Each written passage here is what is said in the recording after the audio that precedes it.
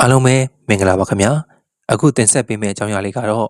နှာခေါင်းထဲမှာအနံဆိုးတွေဖြစ်နေတာဘာကြောင့်ဆိုတာနဲ့ပတ်သက်ပြီးဘုဒ္ဓတရဝေရာတင်ဆက်ပေးတော့မှာဖြစ်ပါတယ်အနံဆိုးတော်တော်များများကပါဇက်ကပဲဖြစ်တယ်လို့လူတီများကြပေမဲ့တစ်ခါတလေမှာနှာခေါင်းထဲမှာလည်းအနံဆိုးတွေဖြစ်တာမျိုးရှိနိုင်ပါတယ်နှာခေါင်းထဲမှာအနံဆိုးတွေဖြစ်နေတာဘာကြောင့်ဆိုတာကိုပြပြပေးတော့မှာမို့အဆုံးထိအတူတူလိုက်ကြည့်ရအောင်လားခင်ဗျာတချို့လူတွေမှာနှာခေါင်းထဲမှာပုံမှန်မဟုတ်တဲ့အနံ့တွေကိုရနေတာမျိုးအနံ့ဆိုးဆိုးတွေကိုရနေတာမျိုးတွေဖြစ်နိုင်ပါတယ်ဒီလိုမျိုးနှာခေါင်းထဲမှာအနံ့ဆိုးတွေဖြစ်ပေါ်စေတဲ့အကြောင်းရင်းတွေကတခုမကဘူးအများကြီးရှိပါတယ်အကြမ်းမြင်ပြောရမယ်ဆိုရင်တော့ထိတ်ကနာဖြစ်တာနှာခေါင်းသွင်းမှာကျန်းမာရေးပြဿနာတစ်ခုခုရှိတာနဲ့တွင်းမှာကျန်းမာရေးကိစ္စတစ်ခုခုရှိတာကြောင့်ဖြစ်နိုင်ပါတယ်နောက်တစ်ခုကပြင်းထန်တဲ့နာတာရှည်ထိတ်ကနာနှာခေါင်းထဲမှာအနံဆိုးတွေဖြစ်နေတာကနှာခေါင်းအတွင်းကလူအိတ်တွေထဲမှာပိုးဝင်ကူးစက်မှုတစ်ခုခုရှိနေတာကြောင့်ပါပြင်းထန်တဲ့ထိတ်ကနာနဲ့နာတာရှည်ထိတ်ကနာကိုခံစားနေရတာကြောင့်လက်အိတ်ထဲမှာရောင်ရမ်းပြီးပြည်ပုတ်တွေစုနေတတ်ပါတယ်ဒါကြောင့်နှာခေါင်းပိတ်တာလိုမျိုးပြဿနာတွေကိုခံစားရနိုင်တယ်လို့နှာခေါင်းကအနံ့ကိုကောင်းကောင်းမရတာမျိုးလည်းခံစားရနိုင်ပါတယ်ဒါအပြင်နှာရည်တွေကိုနှာခေါင်းနောက်ဖက်လေချောင်းစီကိုပြန်စီးဆင်းသွားပြီးချောင်းဆိုးတာနှာခေါင်းထဲမှာအနံ့ဆိုးဖြစ်တာကိုခံစားရနိုင်ပါတယ်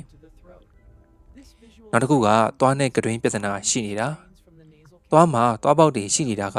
ဘက်တီးရီးယားတွေခိုးအောင်ဖို့နေရာရစေပြီးမကောင်းတဲ့အနံ့တွေထွက်လာစေနိုင်ပါတယ်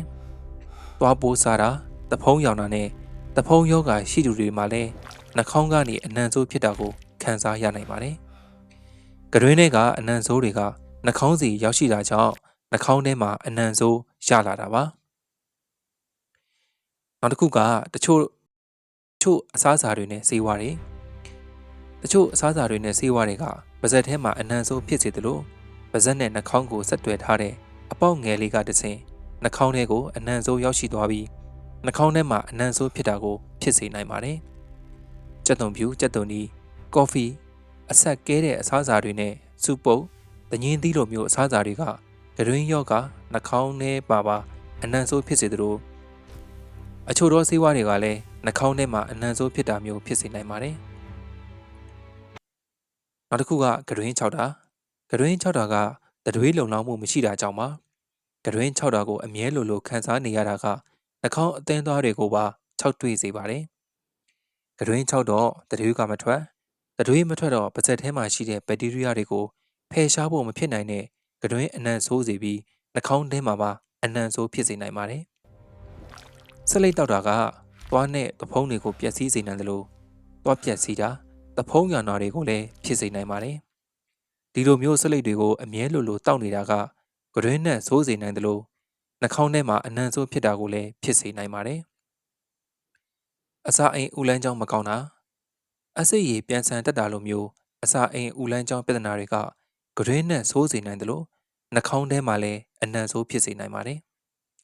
နောက်တစ်ခုကမရှိတဲ့အနံ့တွေရနေတာအပြင်မှာတကယ်မရှိတဲ့အနံ့တွေကိုရနေတာမျိုးပါဥပမာအပြင်မှာဘာမှမရှိတဲ့ညှော်နှံ့တွေပုတ်နှံ့တွေရနေတယ်လို့ပြောတတ်ကြပါတယ်အေးမိဖျားနာထိတ်ကပ်နာကနေပြန်ကောင်းစားအချိန်တွေမှာဖြစ်တဲ့လိုမျိုးခေါင်းတစ်ချမ်းကမိုက်ဂရင်းယောဂအသက်ယောဂဥကောင်းထိကြိုက်ထားတာအန်ဇိုင်မာပါကင်ဆန်လိုမျိုးအုံနှောက်နဲ့အာယုံကြောယောဂတွေမှာလည်းတွေ့ရတတ်ပါတယ်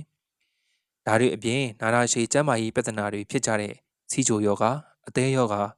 ကြောက်ကက်ယောဂတွေခံစားနေရမယ်ဆိုရင်လည်းကတွင်းအနံ့ဆိုးဖြစ်တာနှာခေါင်းထဲမှာအနံ့ဆိုးဖြစ်တာမျိုးခံစားရစေနိုင်ပါတယ်ဟုတ်ကဲ့ပါခုဆိုရင်တော့နှာခေါင်းထဲမှာအနံ့ဆိုးတွေဖြစ်နေတာဘာကြောင့်ဆိုတာနဲ့ပတ်သက်ပြီးဘုဒ္ဓတွေအများကြီးရမယ်လို့မျှော်လင့်ပါတယ်အားလုံးကိုကျေးဇူးတင်ပါတယ်ခင်ဗျာ